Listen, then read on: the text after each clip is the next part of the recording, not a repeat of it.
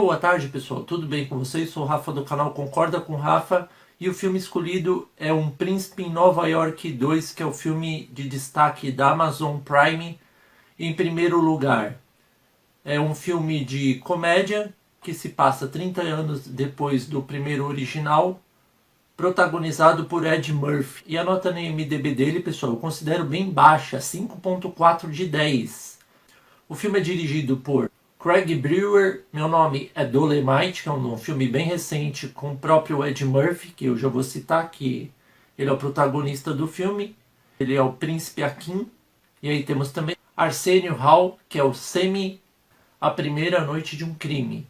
Temos também o famoso ator Wesley Snipes, que é o General Easy. Ele é mais conhecido por Blade. E por último, Jermaine Fowler, que é outro protagonista do filme. Ele é o Lavelle Johnson. E ele é mais conhecido por Crashing. Agora eu vou falar um pouco sobre o filme, depois o que eu gostei e o que eu não gostei. Mas antes de eu começar, se você gostou do vídeo, dá um joinha para fortalecer o canal. E não se esqueça de seguir o @Concorda com Rafa no Instagram, no Facebook e no YouTube. Então vamos lá falar desse filme bem badalado, que se passa 30 anos depois do primeiro original, que é um clássico da sessão da tarde, que é Um Príncipe em Nova York. A história se passa 30 anos depois. O príncipe Akin teve 3 filhas, o pai dele está quase morrendo, e aí a gente descobre que, isso em Zamunda, a gente descobre que tem o General Easy, que é o Wesley Snipes, de Fronteiriça, que quer que a filha dele case com o filho dele. Só que a filha dele, Mika, não quer casar com esse cara. E aí ele fala: só se você tivesse um filho homem, então. Se você não fizer isso, a gente vai começar uma guerra e eu serei obrigado a te matar. E aí o príncipe Akin fica desesperado, porque ele tem que fazer a filha dele aceitar, a filha dele não quer aceitar. E aí a gente descobre que ele teve um filho em Nova York. E aí mostra a cena que é bem engraçada. E aí a gente descobre que ele tem um filho e ele vai atrás dele em Nova York junto com o conselheiro dele, né, o ajudante dele. Quando ele chega lá, a gente encontra aqueles velhinhos da barbearia ainda falando um monte de besteira. E aí a gente vê que agora o rei Akin, né, que o pai dele morreu, ele encontra o filho dele. É um cara que mora no Queens, não tem trabalho definido, ele vende ingresso como cambista, porque o tio dele que arruma pra ele, e aí ele fala que ele é um príncipe. E aí ele decide ir pra Zamunda, leva a mãe dele toda loucona, chega lá, encontra a Lisa, que é a mulher que ele teve as 3 filhas, que é a rainha de Zamunda. E aí a gente vai vendo que o filho dele, o Lavelle Johnson, não tem nenhum estereótipo de um príncipe, pessoal. E ele é tão bonzinho quanto o pai dele era. E aí ele vai tentando passar pelos testes principescos antes de ele se tornar príncipe, que é alguns de coragem, outro que ele tem que arrancar um pelo de bigode de um leão selvagem.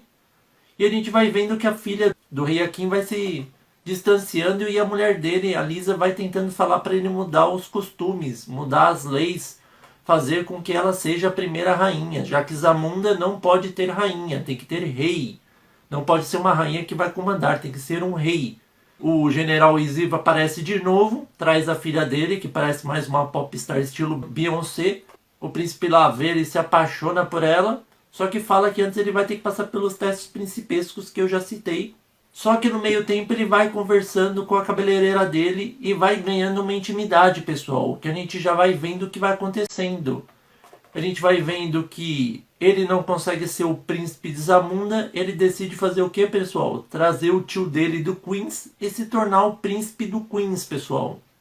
Todo descoladão, não sei o que, com ele que ele vai passando nas provas de história, sobre todos os antepassados, vai aprendendo a se tornar corajoso, e a gente vai vendo que a Mika decide ajudá-lo. Tanto que a ideia de arrancar o pelo do bigode do leão é dela. E aí ele consegue arrancar. Ele está prestes a ser o novo rei. E aí a gente vê que o maior problema é que ele escuta o Easy falando com o rei Akin que ele era um peão apenas. E ele fica revoltado, ele começou a gostar da cabeleireira, decide fugir com ela para os Estados Unidos junto com a mãe e com o tio. pra você ver como que era fútil a filha do Izzy, a Bopoto, pra você ver como ela era fútil, qualquer coisa que você dissesse pra ela, ela ficava, por exemplo, fique 3 horas parada, ela ficaria 3 horas esperando ele. O príncipe foge com a cabeleireira, iam se casar no Queens, o rei Akin decide ir atrás para convencê-lo a se casar, porque senão Zamunda estaria perdido. E o Izzy fala para as filhas dele, até através da Mika, que ele daria um dia para ele aparecer. Se ele não aparecesse, ele ia dominar o reino e fazer uma matança. E aí o rei Akin vai até lá, ele descobre que eles vão se casar naquela igreja onde que tem aquele pastor sexista. E aí ele começa a falar um monte de besteira, o príncipe Akin chega e a gente vê que o filho dele fala que descobre que ele foi tratado como peão, que ele não quer ser rei e ele quer casar com a cabeleireira, a tal da Mirembe. Ele fala assim, você nunca lutou pelo amor, você nunca se apaixonou por ninguém, você nunca faria tudo pelo amor. E aí ele se lembra da Lisa antigamente, se lembra dela e fala assim, eu já fiz de tudo por amor, já que no primeiro filme ele fugiu atrás dela revoltado, né? Já que ele não queria fazer um casamento combinado com alguém de fronteiriça. E aí, pessoal, ele aceita o casamento do filho dele, eles se casam, e aí a gente vai vendo que o general Izzy invadiu, a Mika e as irmãs deram uma surra nele, fizeram ele se render, e aí a gente vê que eles se tornam aliados, viraram amigos pacifistas. O filme termina com algumas pessoas do Queens indo até Zamunda, eles se unindo e fazendo a maior festa.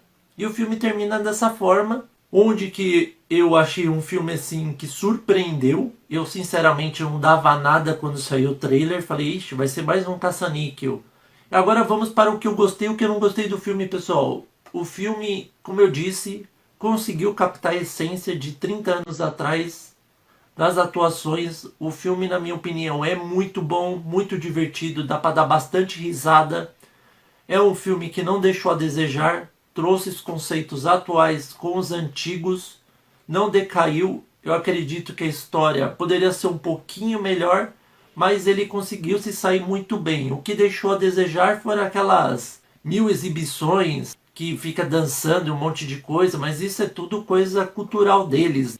E também acho que devia ter dado mais foco um pouco à história. Então, devido a esses motivos, eu gostei bastante do filme, como eu já disse.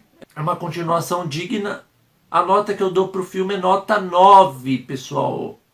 Nota 9, pessoal. E aí, vocês concordam ou não com o Rafa? Espero que vocês tenham gostado da análise. Novos inscritos, sejam bem-vindos. Inscritos recorrentes, continuem firme aí. Muito obrigado e até a próxima.